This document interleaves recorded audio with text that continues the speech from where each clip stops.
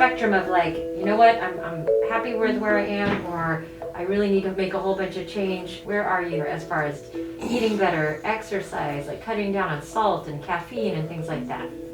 Where am I? I know I need it. Yeah. Whether or not I can be honest with myself and do it. And that's what seems to be my problem. I just don't follow through with it. Gotcha. I think one of the most exciting things about practicing in a rural community is that you never know what's going to walk in the door. 8 months I did wonderful. Yeah. And then all of a sudden something went haywire. Yeah, I'm so sorry. So whether that's in the emergency department and it's a rattlesnake bite or a car wreck or someone with a stroke or someone with a toothache, there's no dull moment. You were eating some meat yesterday. I took one bite. Yeah. And it didn't feel like it went down, huh? It didn't. Yeah. It didn't go down, and I can take a swallow of water and Comes right back up. comes right back up immediately. Yeah. Are you having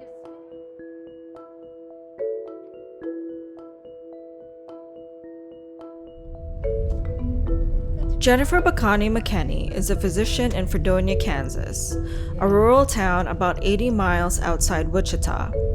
For years, rural doctors like her have taken on many roles within their communities. Apart from being a clinician, Jen is also an associate dean for rural medical education at the University of Kansas, a member of the school board, and a county health officer who helped lead her town during the pandemic.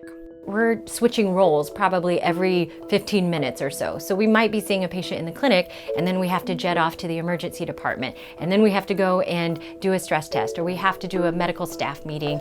And so I just really think we kind of keep running all over the place to keep taking care of patients in different ways. Is your mouth kind of dry? You know, I think our day-to-day makes us unique because we are the only physicians in town. All right, Deborah, you hang in there. I know you're not feeling great yet, but we're getting there, okay? All righty. Thank you.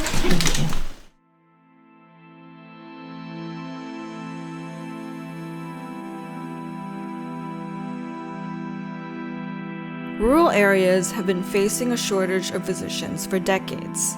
More than 46 million Americans, or 15%, live in rural areas, but only about 10% of doctors serve these communities. The problem has only been made worse by the COVID-19 pandemic. And there is a critical need for providers in these parts of the country. Americans living in rural areas experience poorer health outcomes and are more likely to be uninsured. They are also more likely to die from the top causes of death, such as heart disease, stroke, and cancer.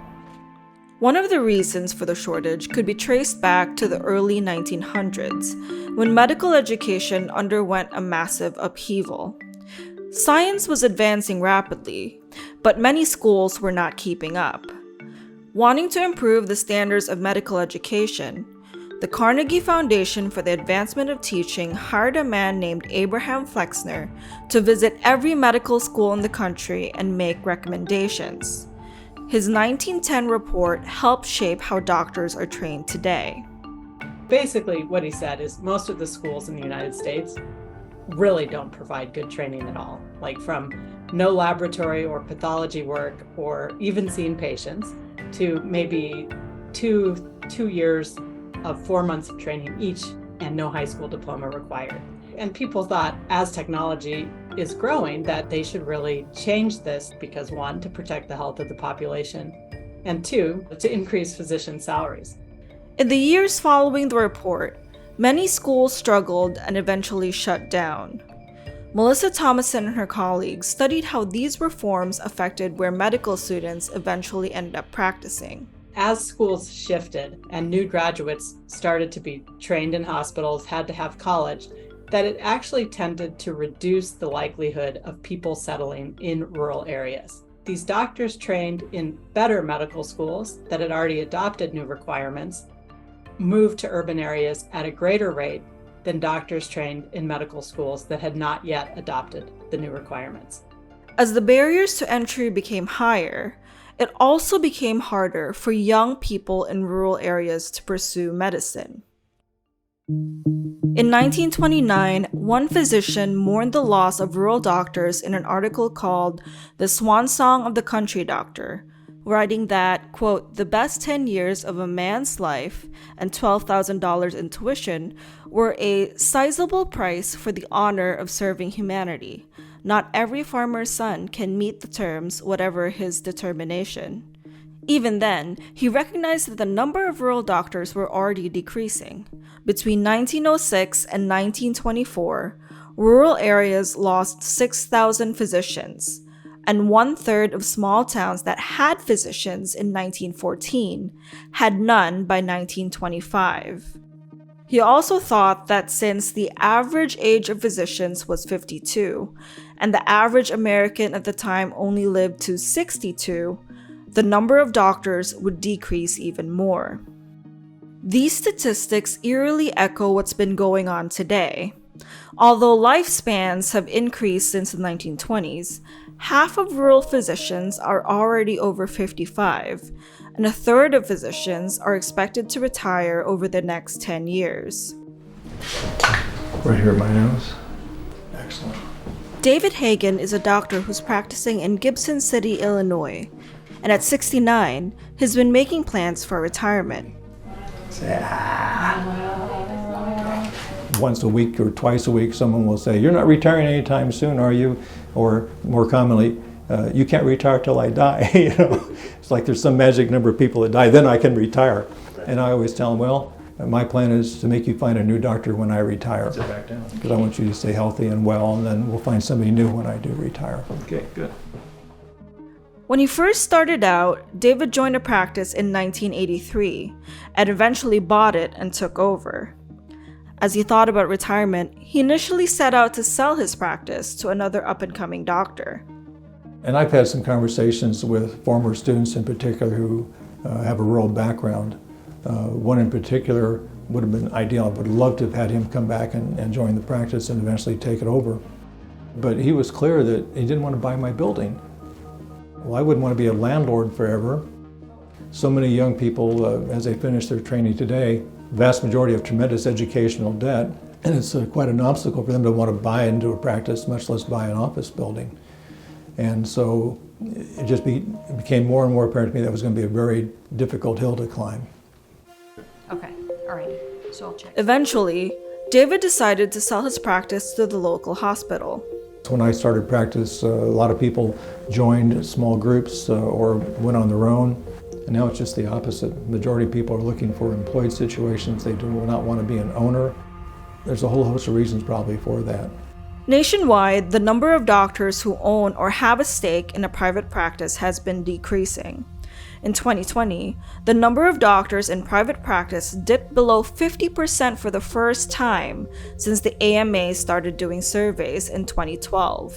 There's been such a sea change in how physician practices are owned. We've really moved from a situation where physicians really operated in solo practice to where physicians nationwide now either are working seriously on behalf of hospital or healthcare systems, or, frankly, owned by private equity groups. And so the solo practitioner, where you could just buy someone out, really is becoming a thing of the past. We might need to really think about student loan forgiveness for physicians who are willing to locate in rural areas. With many doctors looking to be employed by hospitals, Melissa says it's also now becoming increasingly difficult to get physicians to come to rural areas because rural hospitals are closing. There just aren't enough patients. And so these rural hospitals have low financial reserves. They have these high fixed costs. They have to have the hospital. Even if the emergency room is empty, it costs something to staff it. In order to stem those closures, we'd really have to think about having payers pay a higher fee for rural hospitals than urban hospitals. Of course, then that's going to go into all of our premiums and raise just overall healthcare costs.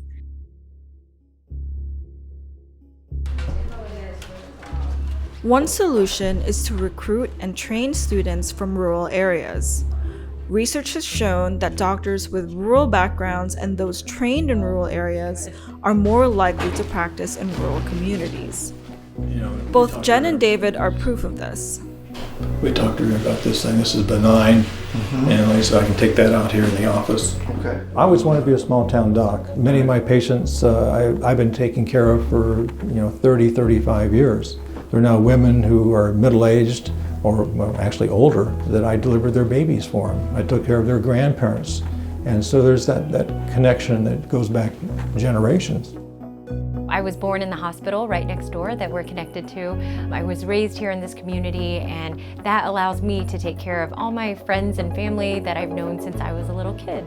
They raised me, they took care of me as I was biking through the neighborhoods and growing up in the school system here. So it's really nice to be able to take care of them. How is your salt intake in a given day? Do you eat salty foods? You probably wouldn't like it. Yeah? Like more than what we would like? Oh, gotcha, yes. Yeah. Like many rural physicians, Jen is passionate about helping her community. Outside the clinic, she uses her voice to advocate for rural health. I'm a rural doctor, and rural care is complex. Sometimes I'm the only doctor in a 15-mile radius, and that gets really scary really quickly. Like when somebody walks. I think it's really important for us to advocate for the things that we do, the ways that we can help our patients better, advocate directly for our patients and their access to care. Because if we don't speak up for our patients, if we don't speak up for the work that we're doing, then maybe nobody does. Thank you. So I really think it's an important role that we play, especially in rural medicine.